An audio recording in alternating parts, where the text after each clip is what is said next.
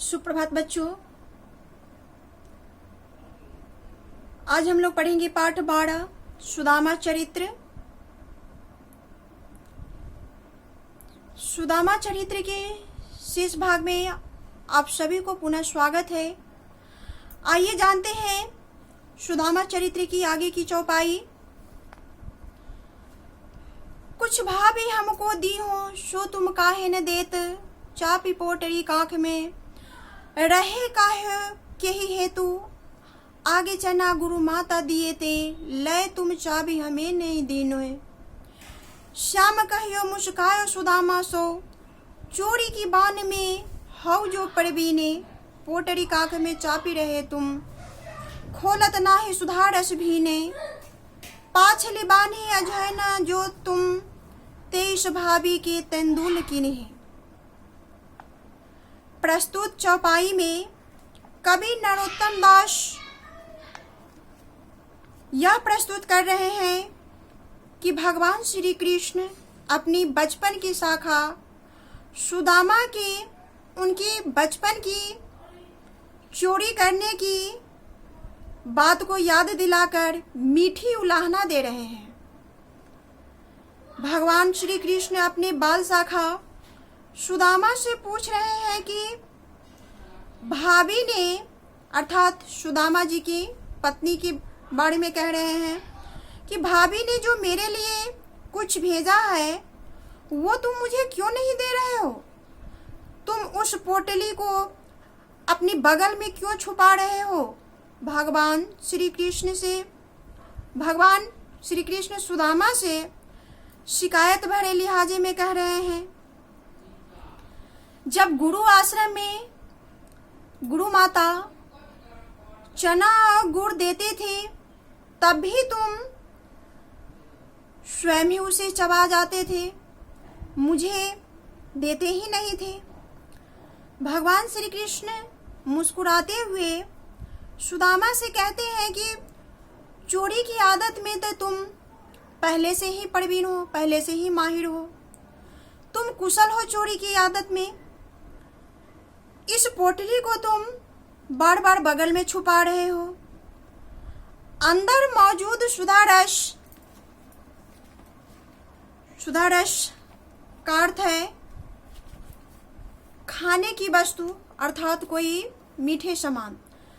तो उस पोटली में जो सुदामा की पत्नी भगवान श्री कृष्ण के लिए भेजे हुए हैं उसे बड़े आदर के साथ सुधा रस कह रहे हैं भगवान श्री कृष्ण कि भाभी जो सुधा रस मेरे लिए भेजी है उसे खोलकर तुम मुझे दो।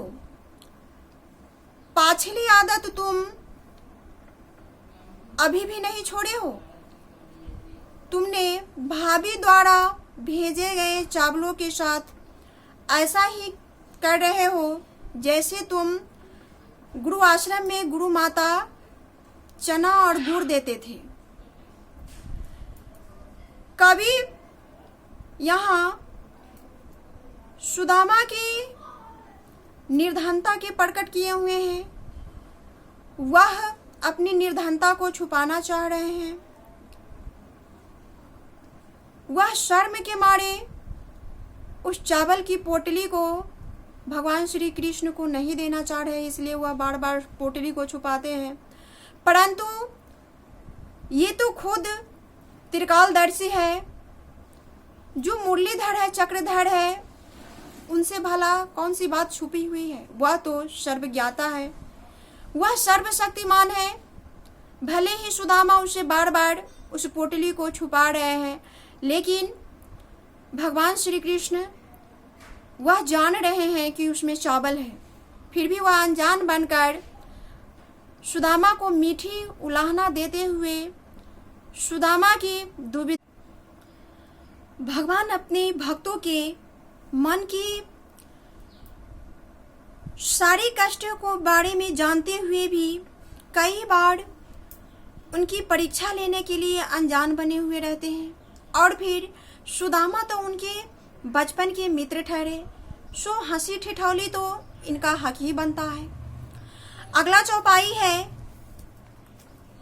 वह पुलकनी वह उठी मिलानी, वह आदर की बात वह पठवनी गोपाल की कछु न जानी जात, कहाँ भयो जो अब भयो, हरि को राज समाज, हव आबत नाही हुतो, वही पठायो टेली। घर घर कर ओढ़त फिरे, तनक दही की काज, अब कही हाँ समुझाए की, बहु धन धरो सकेली। प्रस्तुत चौपाई में कवि नरोत्तम दास वर्णन कर रहे हैं कि इतने दिनों के बाद दोनों शाखा, दोनों मित्र एक दूसरे से मिले हैं। एक दूसरे से मिलकर वह पुलकित हो उठते हैं, एक दूसरे से गले लगते हैं, एक दूसरे के बीच आदर भाव की बात हो रहा है।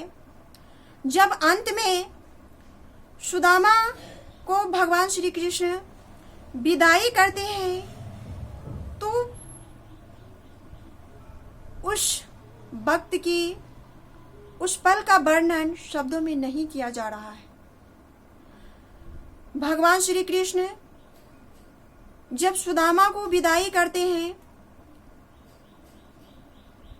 तो वह खाली हाथ ही सुदामा को विदा देते हैं। रास्ते में जब सुदामा पहुंचते हैं तो मन ही मन विचार करते हैं कि कहाँ मैं एक अकिंचन साधु, एक ब्राह्मण जो घर घर मांग कर खाता है, अपना जीवन बसर करता है, और कहाँ भगवान श्री कृष्ण मुझे समझा रहे हैं कि कुछ धन संपत्ति संचित कर कर रखना चाहिए, धन संपत्ति इकट्ठे करके रखना चाहिए। जब मेरी हालात ऐसी है, दीनहीन है, तो फिर मैं कैसे संपत्ति संचित कर सकता हूँ। यहाँ कवि नरोत्तम दास सुदामा के मन की खोज और दुविधा को स्पष्ट कर रहे हैं, जिसे भगवान श्री कृष्ण ने इतना आदर सम्मान दिया, परंतु विदा करते समय खाली हाथ ही लौटा दिया। यह वास्तव में ईश्वर की लीला का ही वर्णन है, जिसे ईश्वर के सिवा कोई दूसरा नहीं जान सकता है। तो सुदामा जी की पत्नी बड़ी आशा और उम्मीद के साथ थोड़ी सी चावल पोटली में बांधकर उनके मित्र श्री कृष्ण के पास भेजते हैं कि शायद आपके बचपन के शाखा, जो बड़े ही धनवान हैं, जो तीनों लोगों के स्वामी हैं, शायद आपका कुछ मदद कर दे, आप वहाँ जाइए। जिस उम्मीद से सुदामा जी की पत्नी श्री कृष्ण जी के पास भेजते हैं, जब सुदामा जी श्री कृष्ण से मिलकर वापस लौटते हैं तो उन्हें श्री कृष्ण जी खाली हाथ ही विदा करते हैं। तो रास्ते में सुदामा जी के मन में यह सब बातें द्वंद्व की तरह खेल रहा है। इस द्वंद्व को कवि नरोत्तम दास आगे की चौपाई में स्पष्ट कर रहे हैं, सो हम अगले भाग में जानेंगे। धन्यवाद।